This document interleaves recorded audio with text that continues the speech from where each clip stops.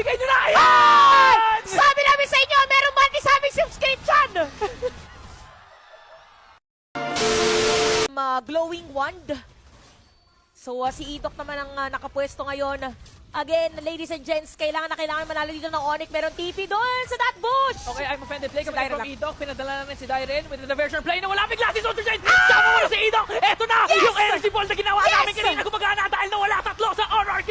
Make it 4. Dairen na lamang ang natitira. Tinitibihan pa ng Onyx Philippines. Saan naka-double kill para kay Kelra. Merong flicker dito si Kirk. Hop! Hop, masakit na yung mga bala. So, top lane! Oh, everywhere. Ay, everywhere sila eh. Hop! Ang mahirap pa dyan pag binabatay yung AI. wap ya! Tumama ang AOG ni Brusco. Kaya naman ang Kingdom mukha namang nanganganib na dahil si King Kong papasukin ba niya in or out. Electrifying beats ginamit na pero hindi na nga kailangan mag-full commit dahil si Idok saka si Rin wala na din. Sa kamay ni Kelra. Grabe! Double kill para kay Kelra. Make Grabe! it 3. Ang triple na Maniac. Isa na naman bangsakit. Ayun na! Ang para